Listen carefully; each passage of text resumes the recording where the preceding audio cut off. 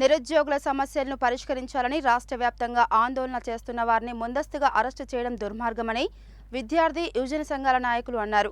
విద్యార్థి యువజన సంఘాల నాయకులను అరెస్టు చేయడం అక్రమమని అరెస్టులను తీవ్రంగా ఖండించారు.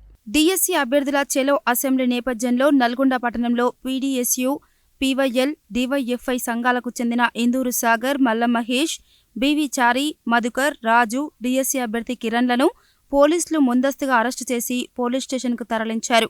ఈ సందర్భంగా వారు మీడియాతో మాట్లాడుతూ గ్రూప్స్, డిఎస్సి పరీక్షలకు మధ్య కొంత విరామం ఇవ్వాలని అభ్యర్థులు కోరుతున్నారని, వారి న్యాయమైన కోరికలను రాష్ట్ర ప్రభుత్వం నెరవేర్చాలని కోరారు.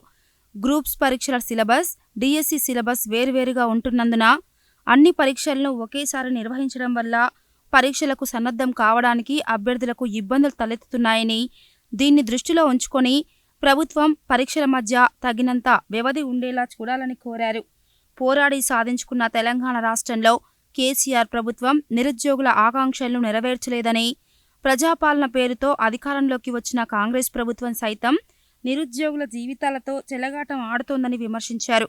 గ్రూప్ 1 మెయిన్స్ పరీక్షకు ఒక్కో పోస్టుకు 100 మంది అభ్యర్థులను ఎంపిక చేయాలని నిరుద్యోగులు డిమాండ్ చేస్తున్నారని, కానీ ప్రభుత్వం వారి డిమాండ్లను పట్టించుకోవడం లేదన్నారు.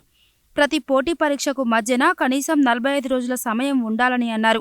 డిమాండ్ల సాధన కోసం చెలో హైదరాబాద్ కార్యక్రమానికి నిరుద్యోగులు పిలుపునిస్తే విద్యార్థి యువజన సంఘాల నాయకులను ముందస్తుగా అరెస్టు చేయడం దుర్మార్గమైన చర్య అని అన్నారు. గత కేసీఆర్ ప్రభుత్వం అనుసరించిన విధానాలనే రేవంత్ రెడ్డి ప్రభుత్వం అనుసరిస్తోందని విమర్శించారు. రేవంత్ ప్రభుత్వ తీరును ప్రజలు, ప్రజాస్వామ్యవాదులు ఖండించాలని కోరారు. ఉద్యోగుల సమస్యలు పరిష్కరించాలని రాష్ట్ర వ్యాప్తంగా ఆందోళన చేస్తున్న నాయకులని ముందస్తు అరెస్టు చేయడాన్ని మేము ఖండించడం జరుగుతుంది. నిరుద్యోగులైన 10 ఏళ్ల పాటు తెలంగాణ రాష్ట్రం ఏర్పడిందే ఉద్యోగాల కోసం. అట్లాంటి ఉద్యోగాల కోసం ఈరోజు పోరాడుతున్న నిరుద్యోగులని, అదేవిధంగా యువజన నాయకులను అరెస్ట్ చేయడం జరిగింది. వాళ్ళు న్యాయపరంగా గ్రూప్స్, అదేవిధంగా డిఎస్సికి కొంత సమయం ఇచ్చి పరీక్షలు నిర్వహించని చెప్పనేది కొంత ఆందోళన చేస్తున్న పరిస్థితి ఉంది. రాష్ట్ర ప్రభుత్వం అదేవిధంగా ముఖ్యమంత్రి గారు చొరవ చూపి వాళ్ళ సమస్యని, ఇది ఒక న్యాయమైన డిమాండే కనుక పరిష్కరించాలని చెప్పి మేము డివైఎఫ్ఐ కోరడం జరుగుతుంది. కోటి ఆశలతో కొట్లాడి సాధించుకున్న తెలంగాణ రాష్ట్రంలో ఇవాళ 10 సంవత్సరాలు అధికారంలో ఉన్నటువంటి కేసీఆర్ ప్రభుత్వం నిరుద్యోగులను విస్మరించింది.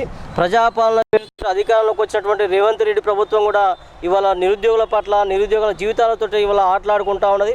ప్రధానంగా డిఎస్సి నోటిఫికేషన్ కానీ, గ్రూప్స్ కానీ ఇవాళ ప్రధానంగా గ్యాప్ తోటి వేయాలని చెప్పి నిరుద్యోగులందరూ కూడా ఆందోళన చేస్తూ ఉన్నారు.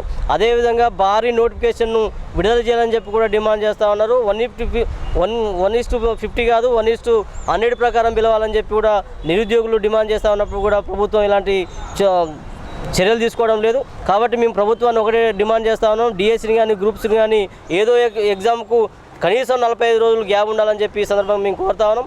ఆ ప్రకారమే ఉద్యోగ నోటిఫికేషన్లు భర్తీ చేయాలని చెప్పి మేము ఈ సందర్భంగా డిమాండ్ చేస్తూ ఉన్నాం.